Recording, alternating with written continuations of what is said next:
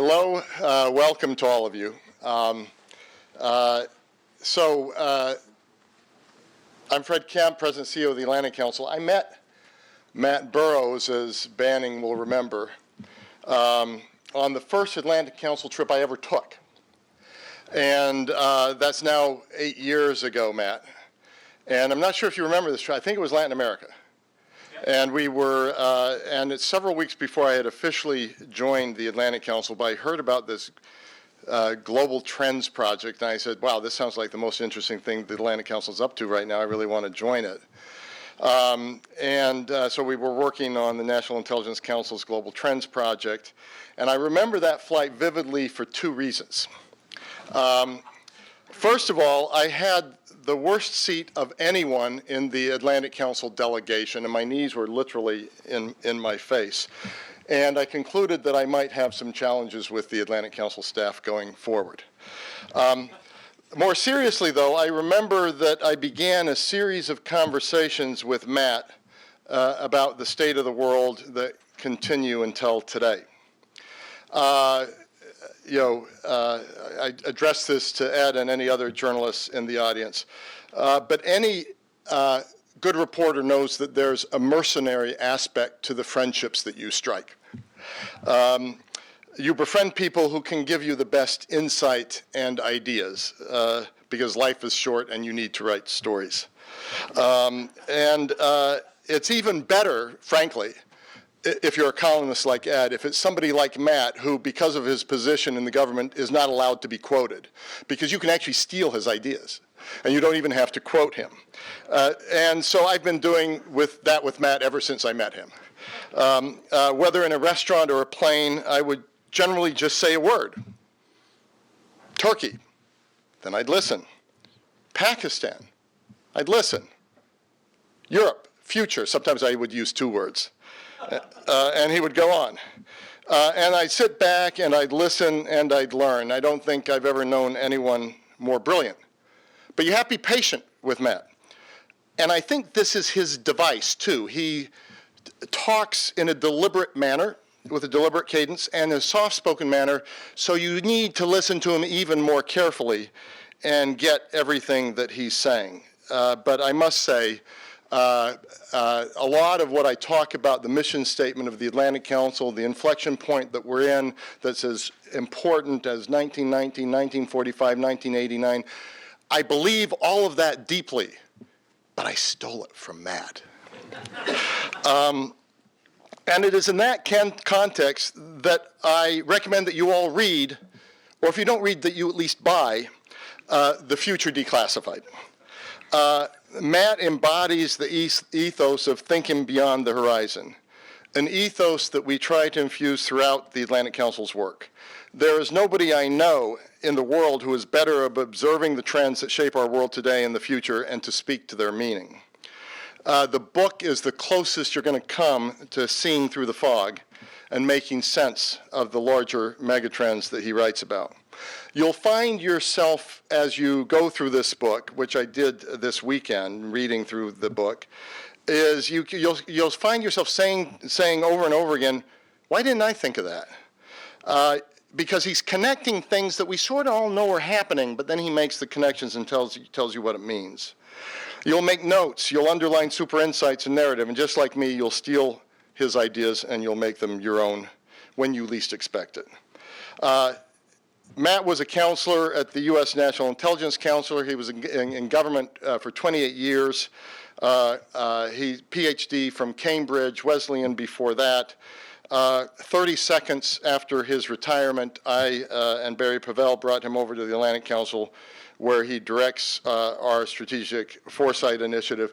It's really a pleasure to see Banning here, his sidekick of many years on many flights and many strategic Foresight projects.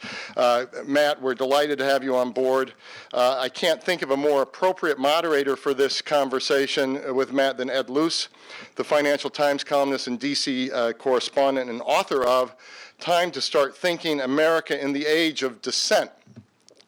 Just sitting and preparing for this event, I said maybe that ought to be the first question, because Matt considers whether America's descending or not to be one of those open questions that will determine the future, while I challenged Ed and said, but you've actually said the age of descent.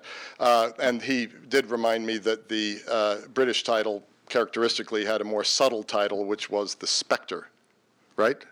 I didn't say characteristically. Oh, no, I said that. That was my own chap. So let me turn over to Ed and to Matt to get us going.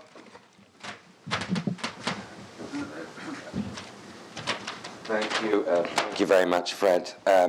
Just to hasten that point, the British art design of the book was the Statue of Liberty with a gun to her head, which I had to veto. So British subtlety didn't prevail in terms of the imagery of that book. It's very kind of introduction, very kind of you to host me, but more importantly, to launch Matt's book. And it's a great privilege for me to, for many of the reasons that Fred set out, to be asked to moderate the Future Declassified's launch here.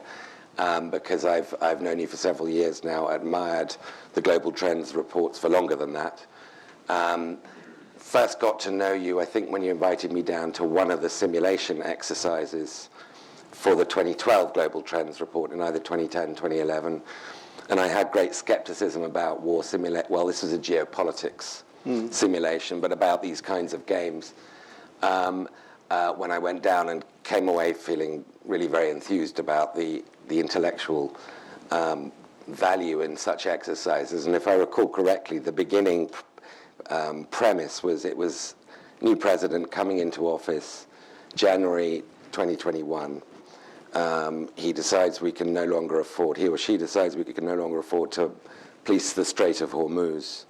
And somehow 2 days later, it's January 2025, and the dollar is no longer the global reserve currency, it's the renminbi. And it was a fascinating exercise. It took two days. And that's where I first met Matt. But I think it's safe to say that nobody in this town has thought about the future, the potential dystopias and utopias and all scenarios in between. Nobody has thought more about it than Matt. And having read the book, like Fred in the last few days, I can fully attest to your view of its value. So I'm going to start off with a really annoying question. We're used, when we're asked what will the future bring, intellectually, the training we receive in the Western world is to ask what the past brought. Is you study the past to look for trends, patterns, and things to guide you as to how the future might look. But I got the sense from reading your book and of conversations with you over the years, and with many other people, that with the impact of technology, with the decline of nation states and traditional institutions, with the accelerating sense of a changing global shift of power, the past is no longer much of a guide to the future. We're in a sort of paradigm change that's going on here. We can't name it. We're not exactly where it will take us. But it gives me the sense that the past isn't what it used to be. Is that a correct assumption? How good is the past for guiding us in the future? Is it less useful than it once was?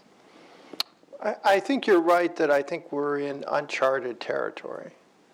And I think one aspect of it, which we don't really focus on, and hopefully the book and even the last Global Trends edition got to it, was on the technology side, where we are on the cusp of this, huge revolution on a lot of different levels and in a lot of different separate technologies. And we don't know quite where that's going to end up. And of course, in the book, I talk a lot about on the bio side, and the fact that you're at some point you're going to be able to, parents going to be able to choose the traits of their offspring. And I mean, do we want to have that sort of world? I think the past is good in, after all, I was trained as a historian, so I mean, it does influence my thinking in the sense that you understand how events happen. And you can also understand how events may take things off the trend lines.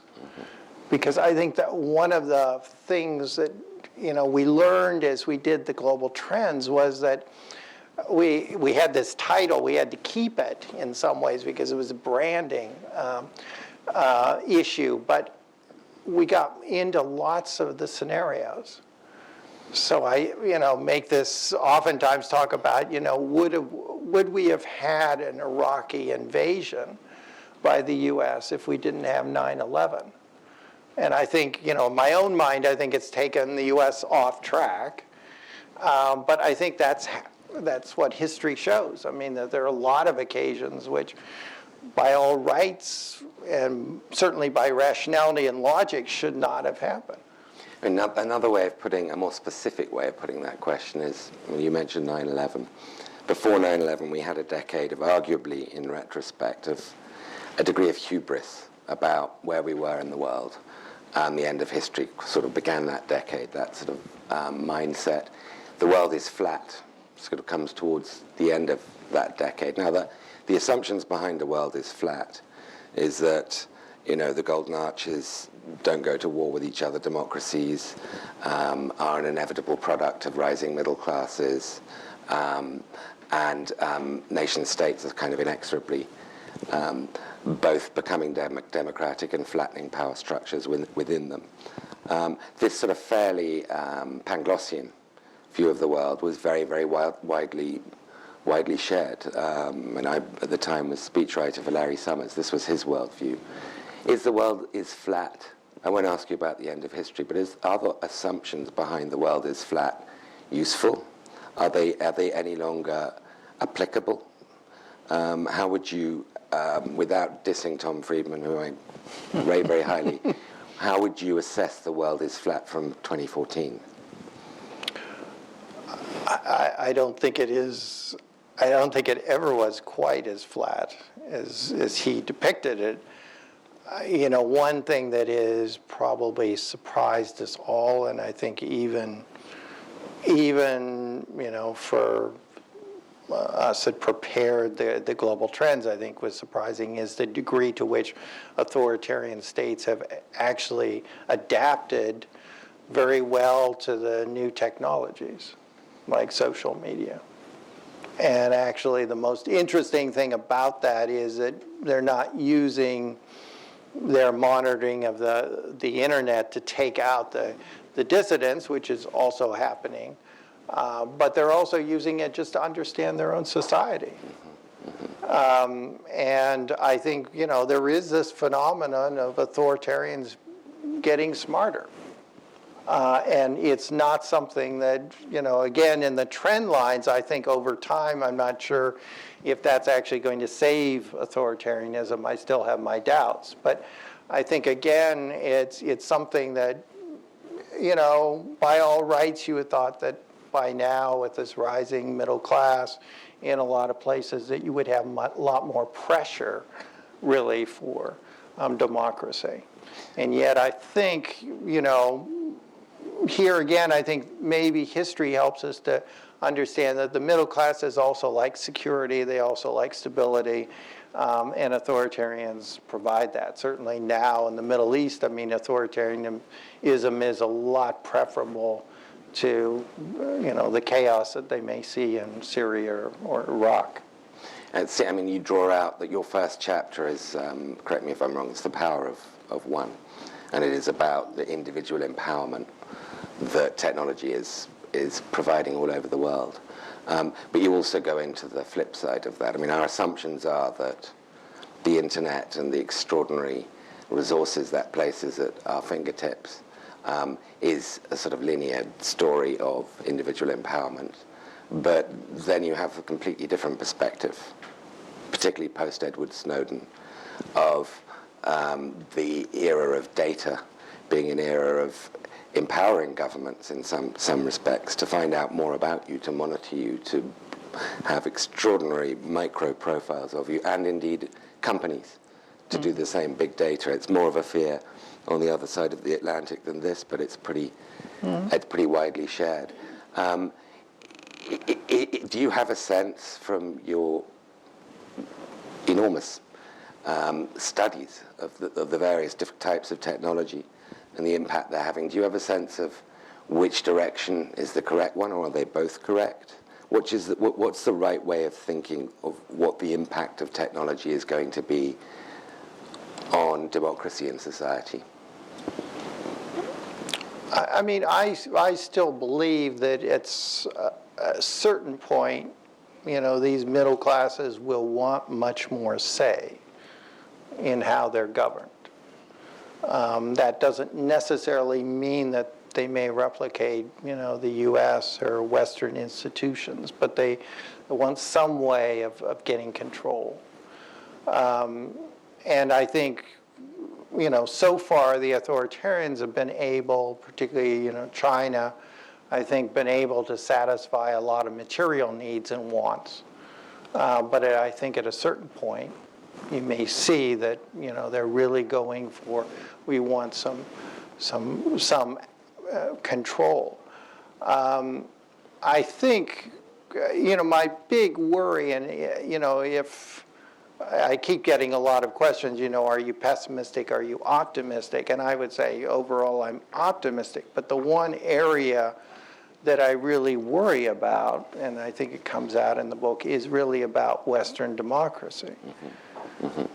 Because, the authoritarians, as I said, I think have adapted in some ways, and I mean, I think they do have a sense of what they can get away with and what they have to do to satisfy, obviously, provide jobs is a big thing at the moment in most of these countries. But democracies have not gotten a handle, really, on the change.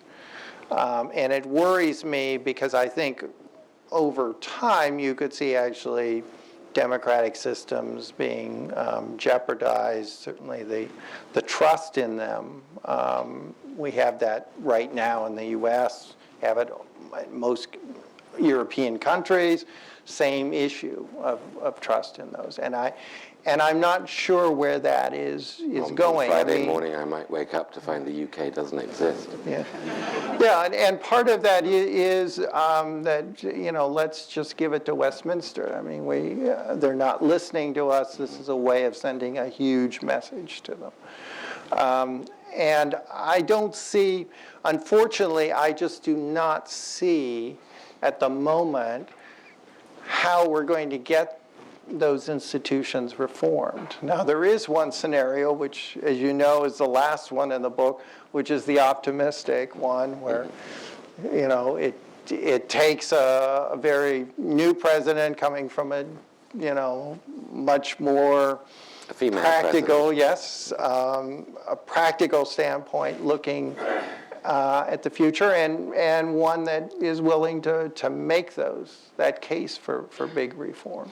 I want to get into that a little bit later on, the position of the US in the world, its capacity to reform and to deal with the structural issues you talk about. But let's just keep it at a higher altitude for a moment or two. The other aspect that you deal with of technology, the big imponderable game changer kind of stuff that could affect everything, is the rapid growth of artificial intelligence, and right up to the point of singularity. And you mentioned there's this Japanese computer K, which I think takes 40 minutes to simulate 1 second of human brain activity.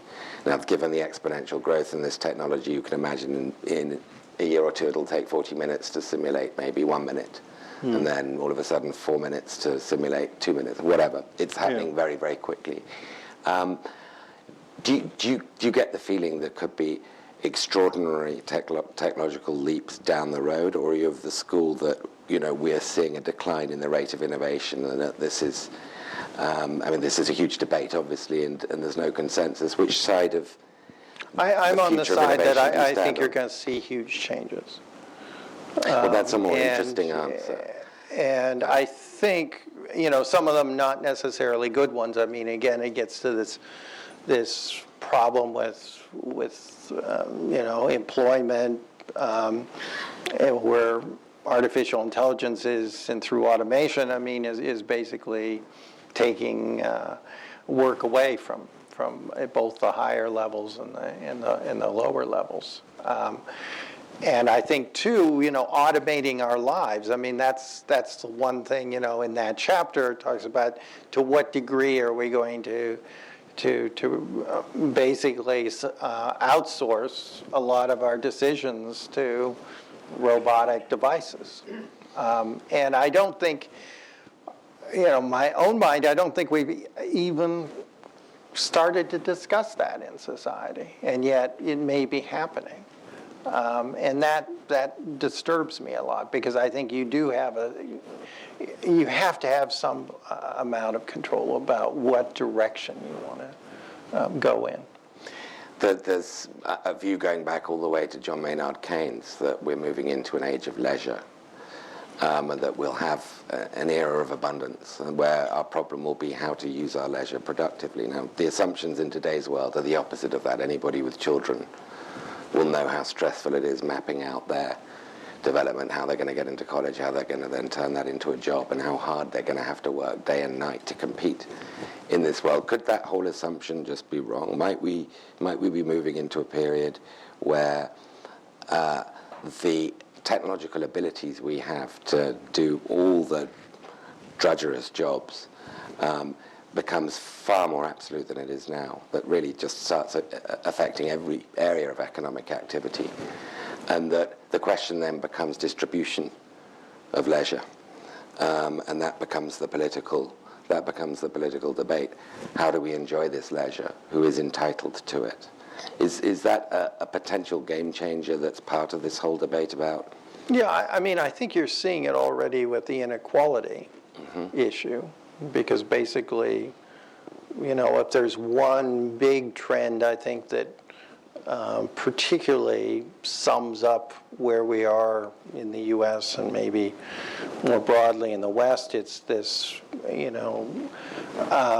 inequality that really has happened both within societies and also between the Western middle classes and the more global middle class. I mean, the poor, lower middle class in the emerging world did very well, and proportionally speaking, actually better than the rich. But there's this great dip, and that is actually where the middle classes in the West ended up for 2 decades, and some of them lost ground. And then, of course, the rich did extremely well, and particularly even the 1% or the half of 1% did even better than the 5%. And I don't, even Piketty, I don't think has many solutions for that. You can do redistribution, but in terms of even like skills and so on, nobody is confident that you get another PhD or something and you're going to be sought after by everybody in the jobs market. It's probably not going to be the case. I think it also introduces, and I allude to this in the book, a whole question of our whole concept of education is going to have to change.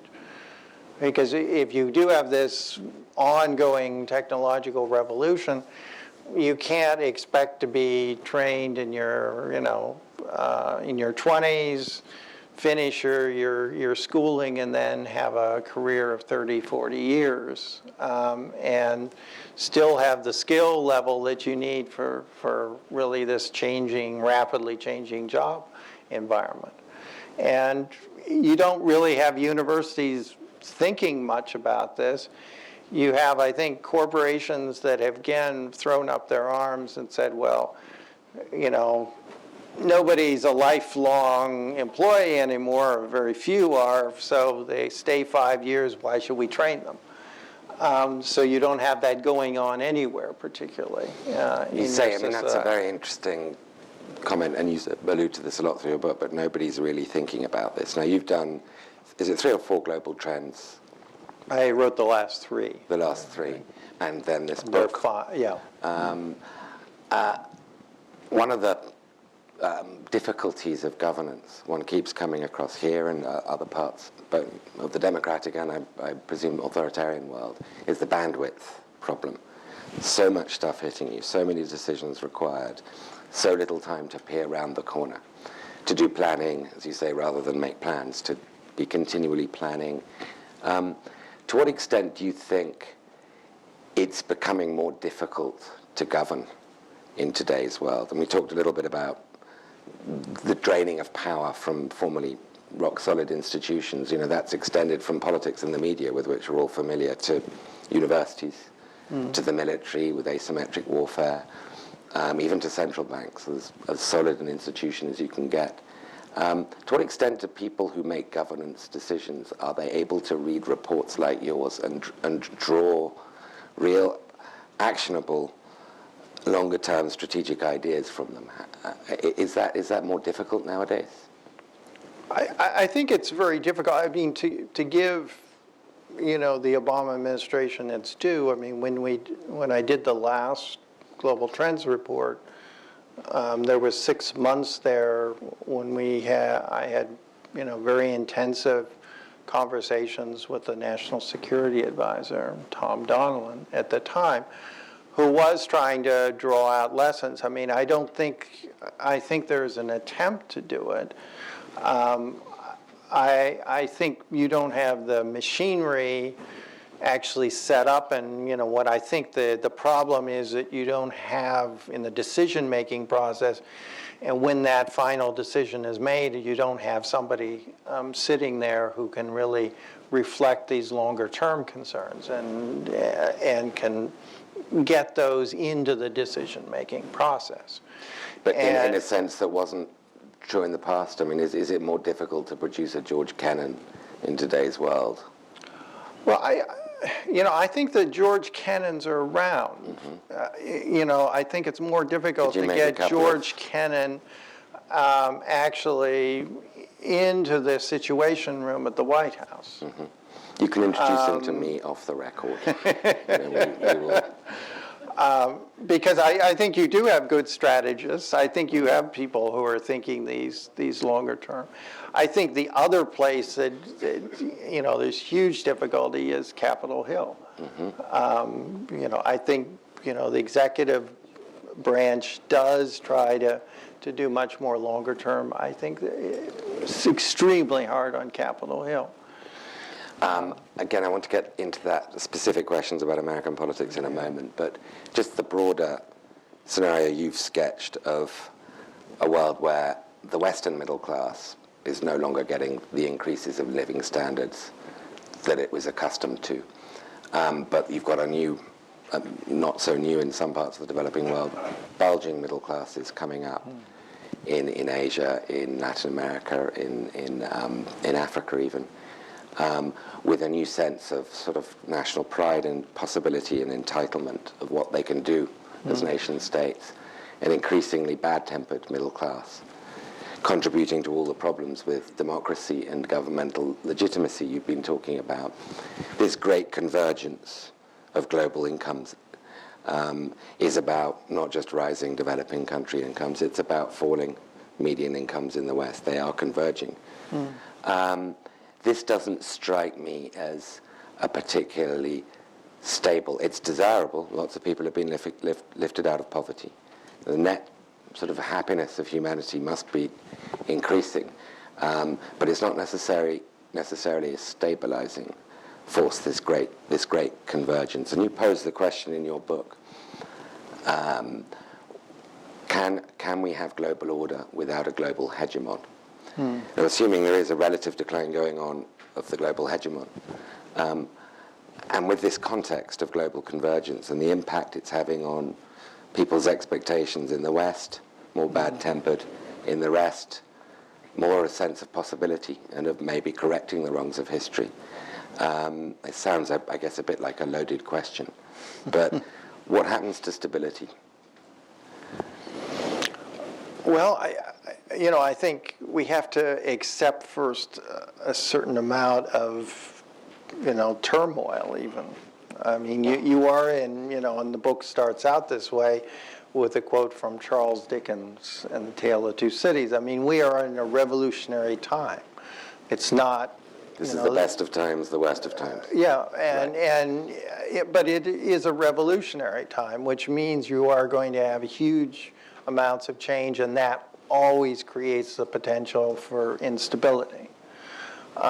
So it's a high wire act.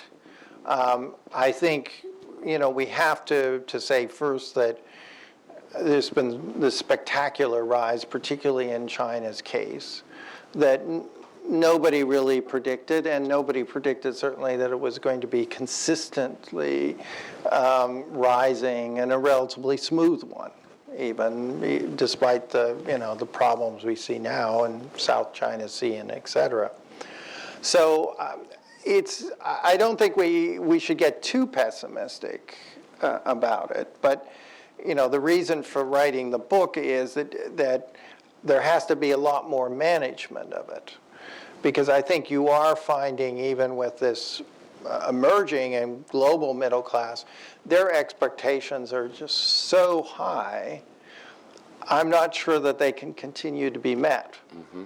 And we know, if you look at history, this is kind of the history of Europe in the 19th and early 20th century. This is where you get populism, you get some of the worst forms of nationalism, fascism, so on, that sprout up from middle classes that feel stymied and frustrated. And you can point to some evidence already on the scene.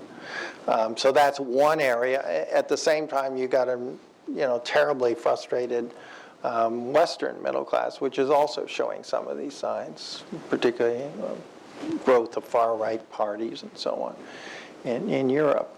So, that's, I'm not as, I guess, disturbed by that as I'm disturbed by the fact that you don't seem to have the governance part of this. I could see that you could manage this, that things are not entirely lost, except you have lots of institutions that, particularly ironically, in democratic systems, that don't seem to be able to deal with this change. So let's take the world today as an American president finds it. You've got these diverse challenges. You've got a resurgent revanchist Russia annexing country the first time since the Second World War in Europe.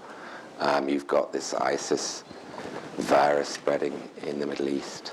You've got China challenging the existing order of things, at least in its region.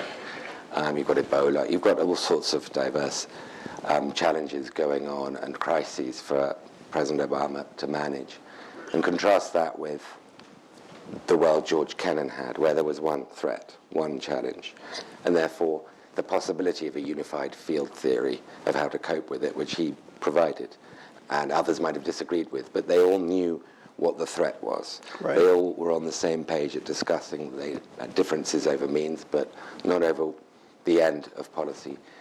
Now, it strikes me, if you look at these diverse range of very urgent, frightening crises in President Obama's in-tray, but the one thread that could link them up, with the exception perhaps of Ebola, is that there is a perception, maybe it isn't a correct perception, but that there is a perception around the world of declining US power. Mm-hmm. It might not be true, but it's there. And that is part of the mix in each of these geopolitical crises. Is that perception correct? Can it be redressed? I think it's a correct perception in the very factual sense. U.S. is in relative decline. If you're looking economically, we produce a smaller share of the world's GDP than we did 20, 30 years ago, and also we have a lot of new people there, sitting around this enlarged table, who are equally drivers of the world economy. They're not, the predicament for the U.S. is that they can't slip into the U.S. shoes in a geopolitical sense.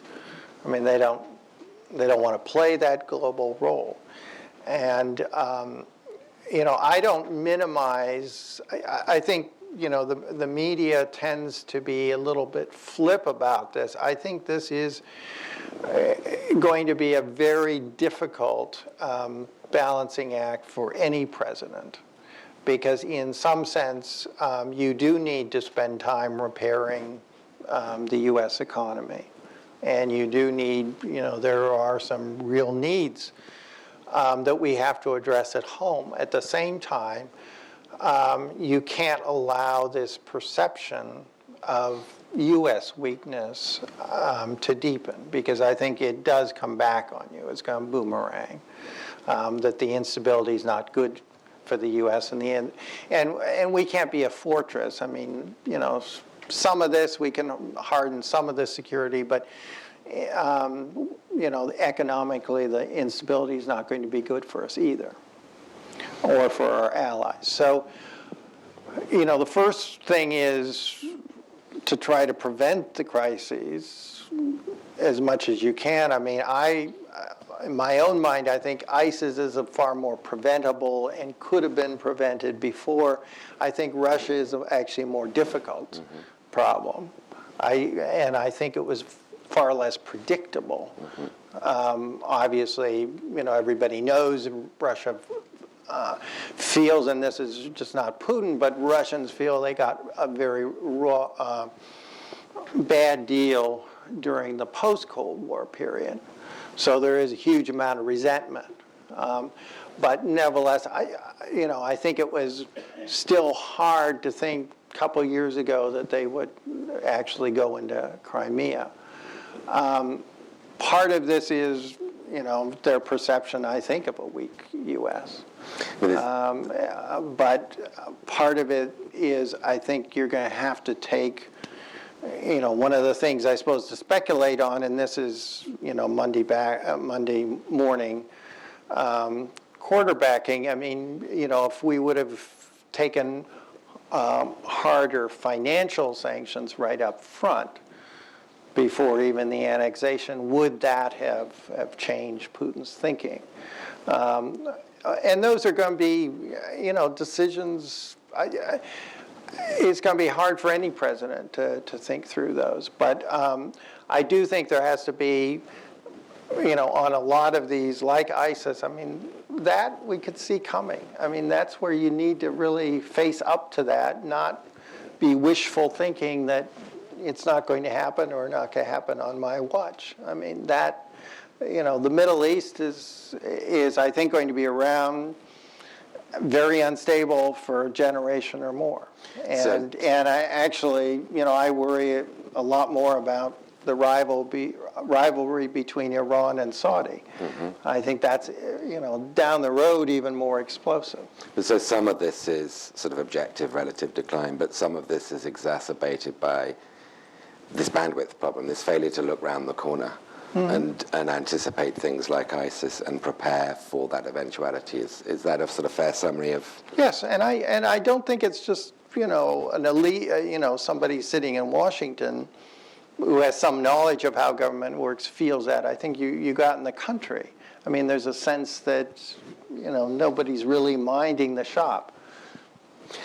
You say in the book that that a lot of these management problems a U.S. president, the U.S. political system faces with a rapidly changing world would be fixable if politics wasn't broken.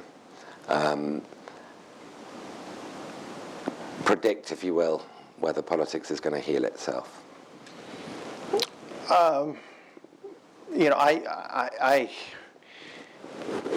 I think it will depend on really a strong leader who will be able to first, have credibility across the political spectrum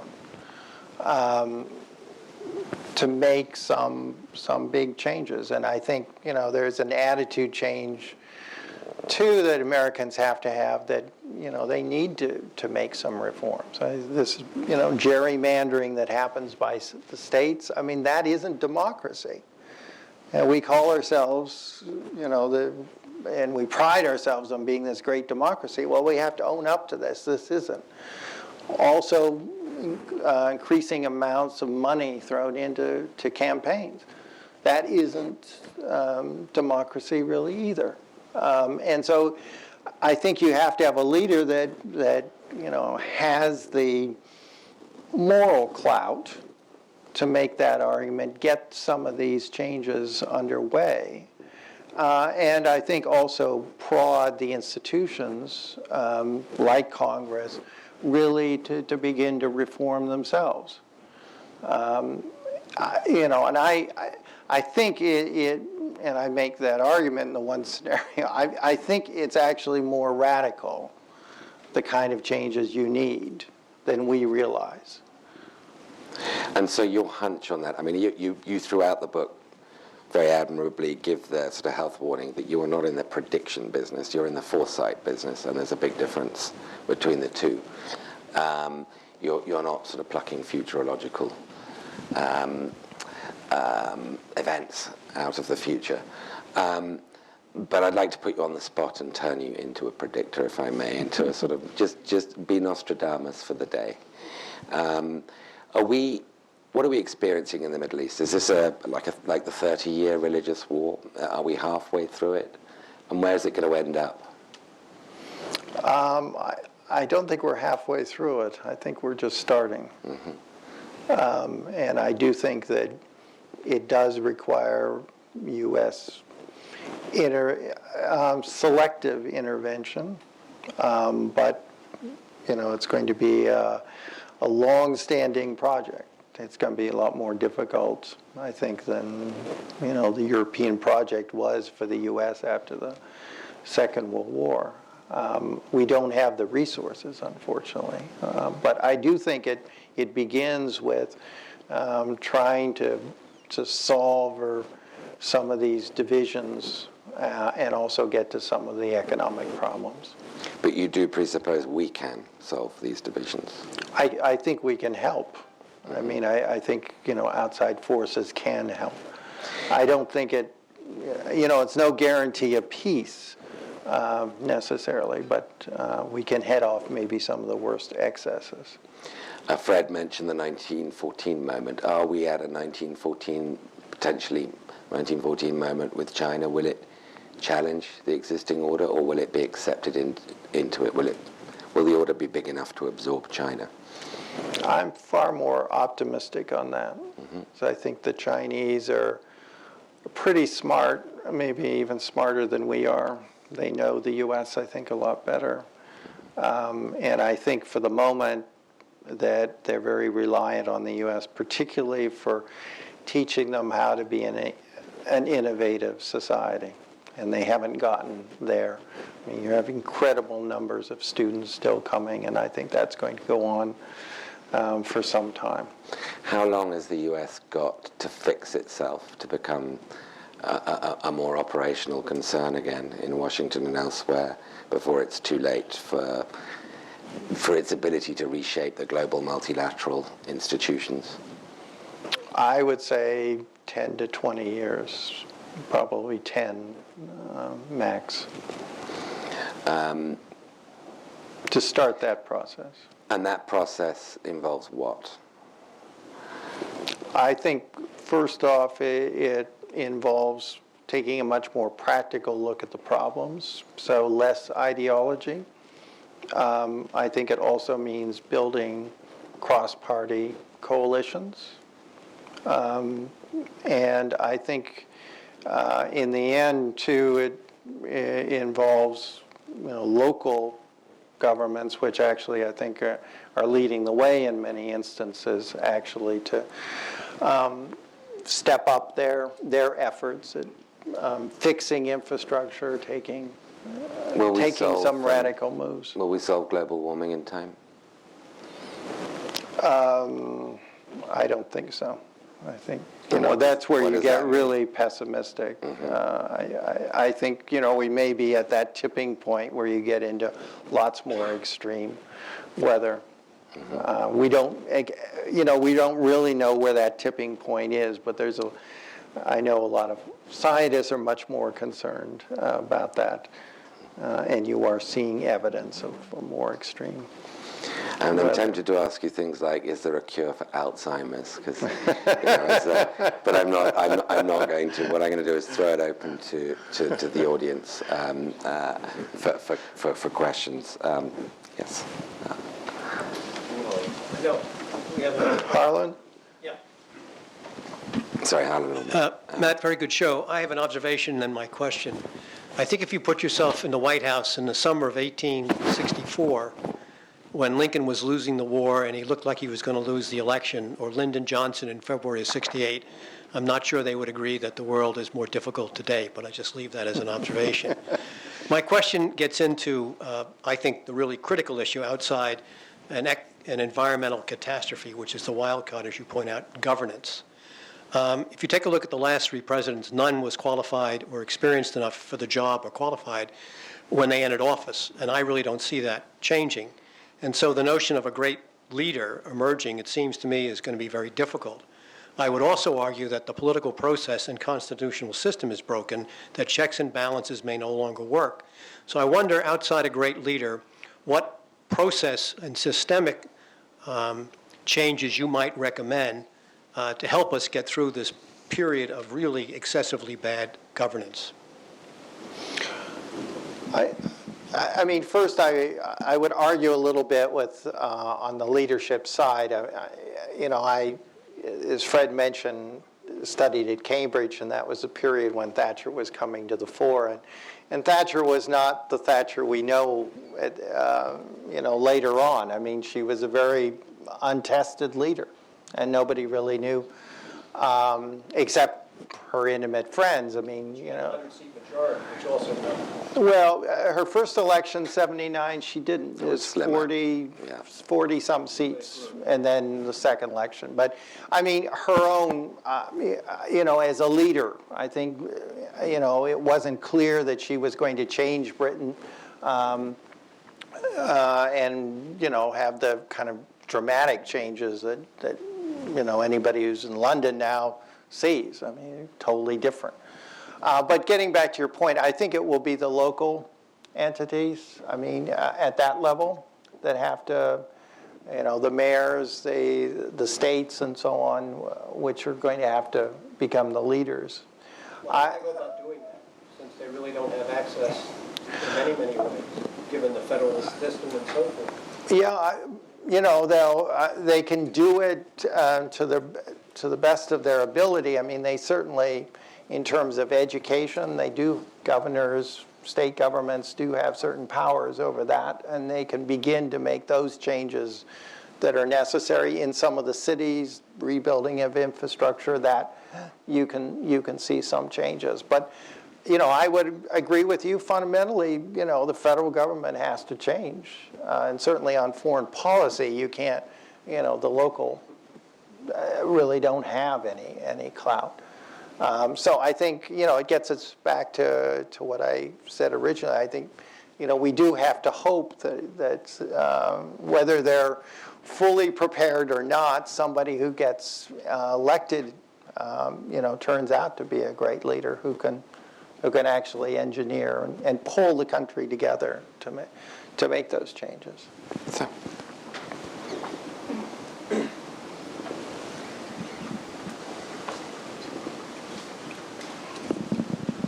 First of all, congratulations on the book. It's terrific. I wanted to thank you and Fred and Banning for really helping advance in the city the cause of strategic foresight.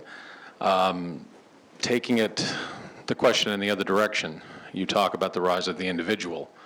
And I'm wondering if reality was not a constraint, and we like to use that technique, and you could appeal to the individual capital A American, the individual global citizen, and say one strong leader perhaps can't solve these problems. And I need to talk to you, the individual, and I'm going to make one request of you looking forward and say, I need to request you to do something. What would that one thing be? Well, I think the one thing would be to become politically active. I mean, you have a huge proportion of the country who isn't. And the other thing, which is, again, one of the objectives for writing the book, is to begin thinking and discussing and deciding on some of these issues, because I think, that's the best way to protect the democracy. Right, and I guess the follow-on to that is, how sanguine are you in terms of that, in terms of the postman idea of amusing ourselves to death, and as we become more connected to these devices and our attention span and our awareness level. We were having a conversation before the session about the decline of the attention span and the institutional knowledge, not only in the city, but in the country. Would you like me to remind you of the question? It went on for quite a long time. No, I'm joking. I guess I'm a little bit more hopeful. I mean, some of it's based upon, when I go outside of Washington, which I have done a lot, I mean, that there is a sense that something is terribly wrong, and there is actually an appetite out there. I mean, I think, there has to be, as I said, a lot more activism on the part of a lot more Americans to make this work. But I do think that you get the right the right leader, maybe right constellation of organizations, and you could see some big changes. So I'm not, I'm not ruling out that we may see this person that will help us really change or restore democracy.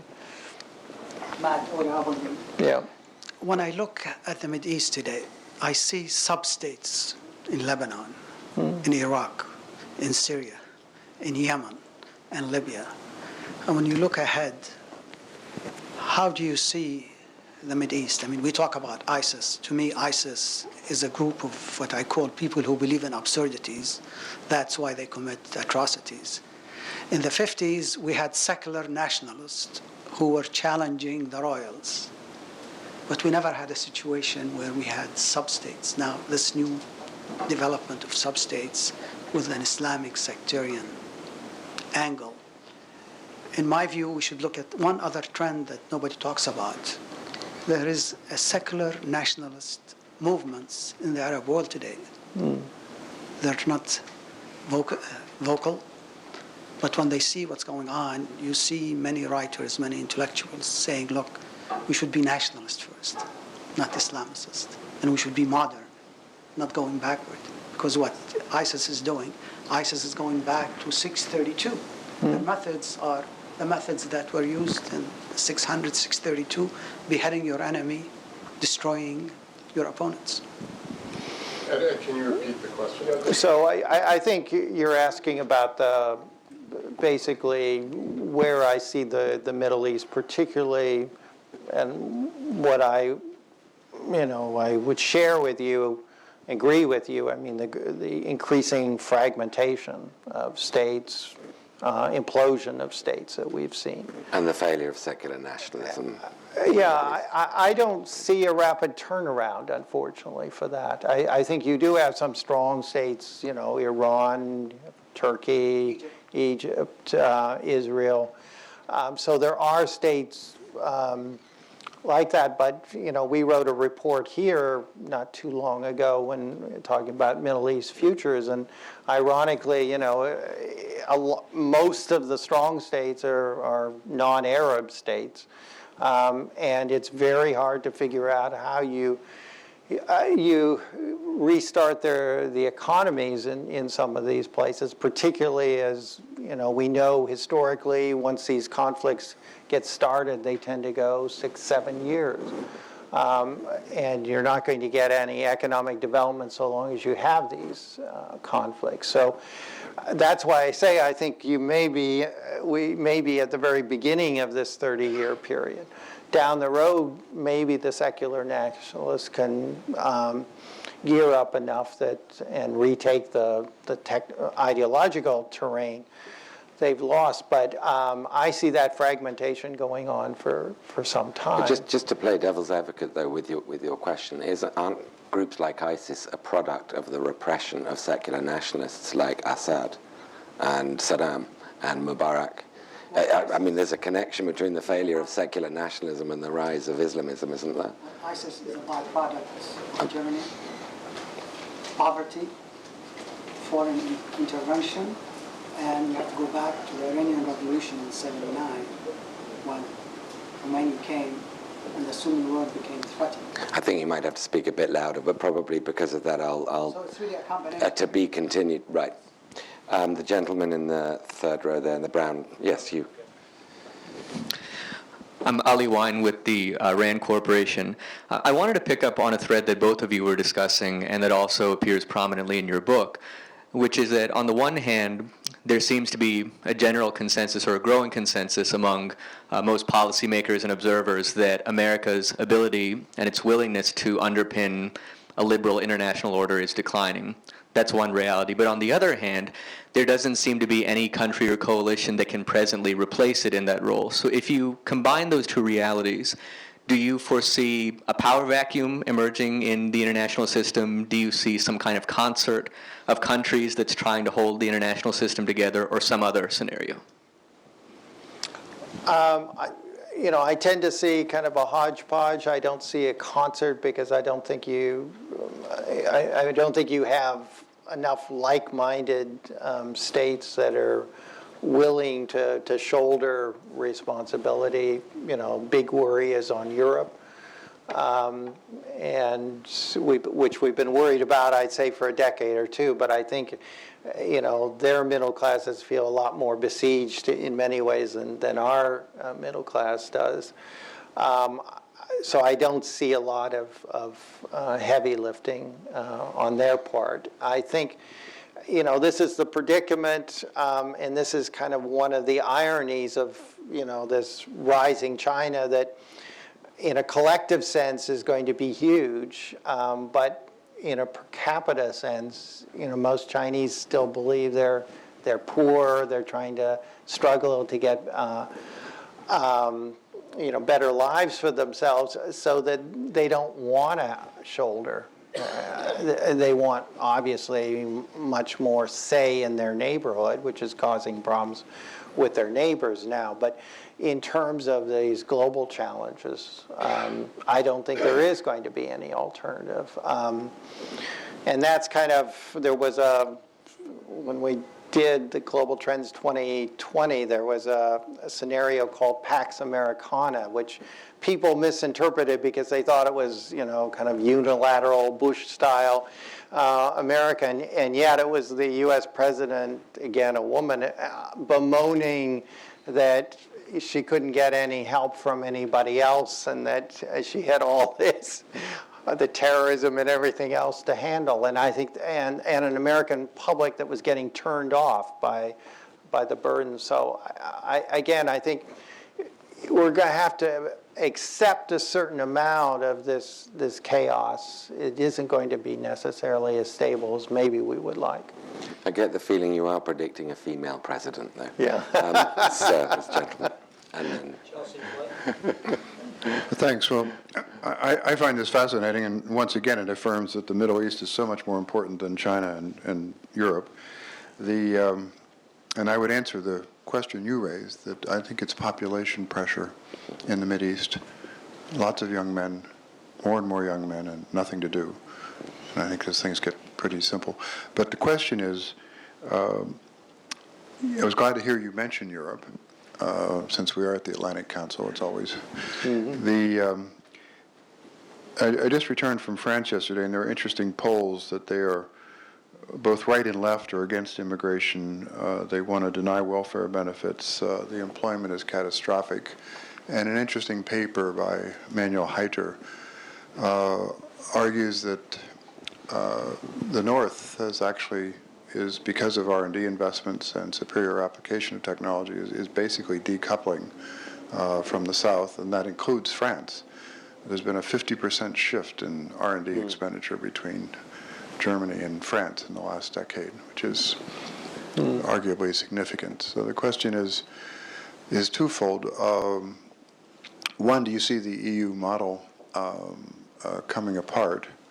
I know it's not fashionable to mention that, but do you see that, or the high risk of it? And secondly, and separately, do you see the,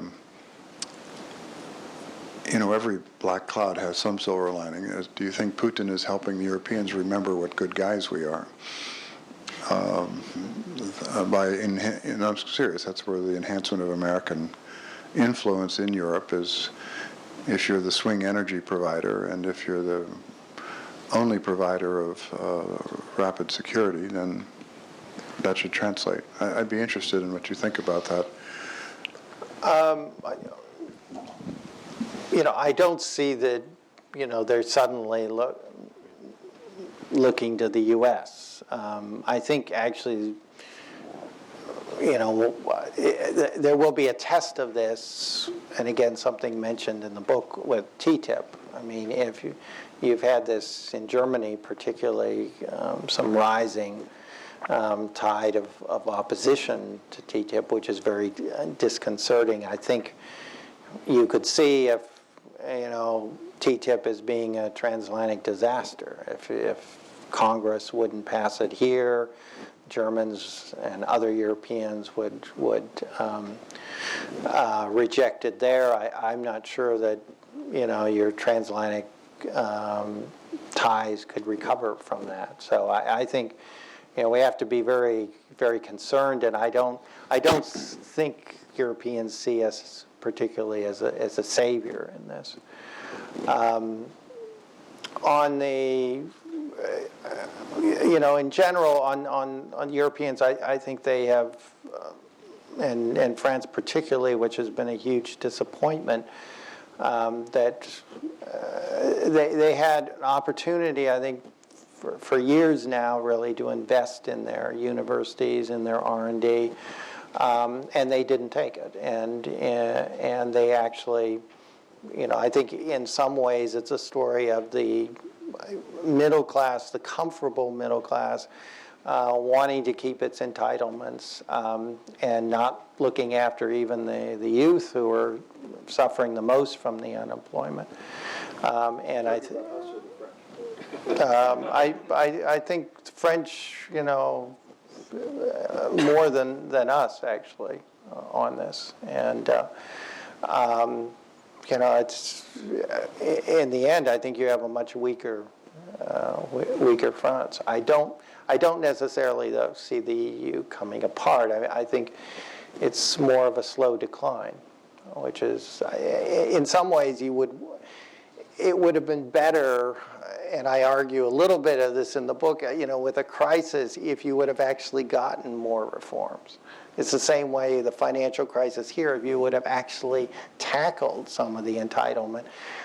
Instead, I think what happened in both cases is what Rahm Emanuel told us that shouldn't happen, is that we wasted those opportunities.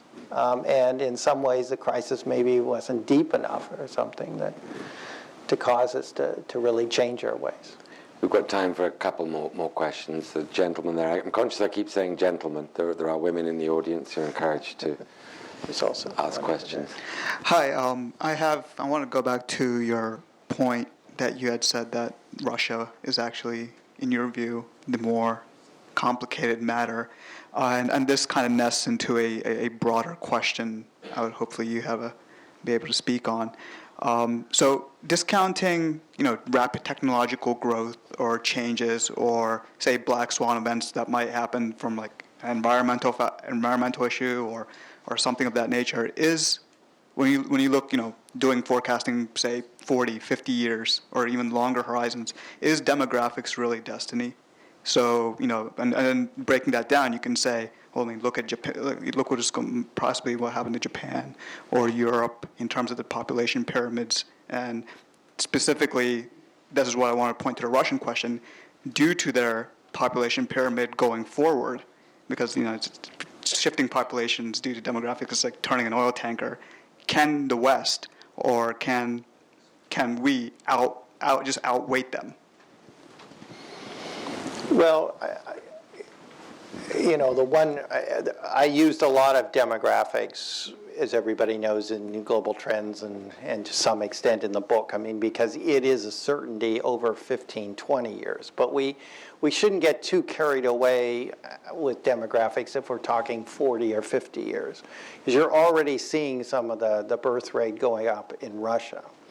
Now, they're going to lose, a larger number of people in their population, overall population, in the next 15 years than any other country. But, people then don't go on and realize that there's still going to be 131 million. And that makes them a very large European country.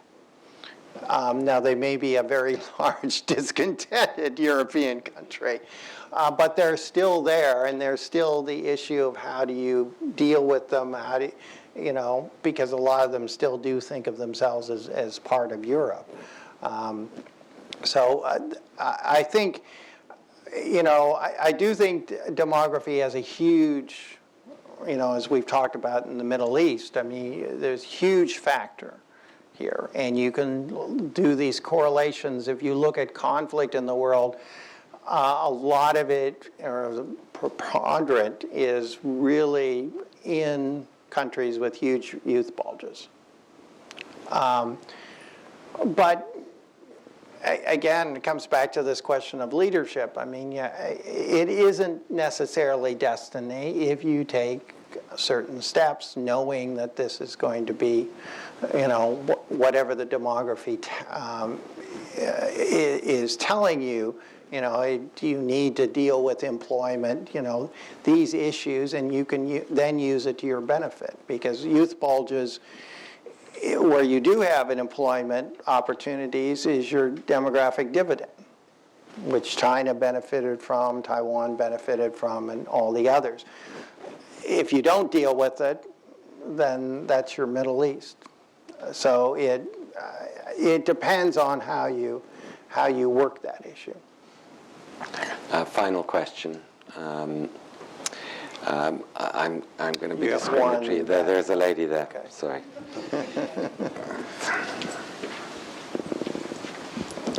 Hi. You suggest that we're in for a bit of a rocky road ahead.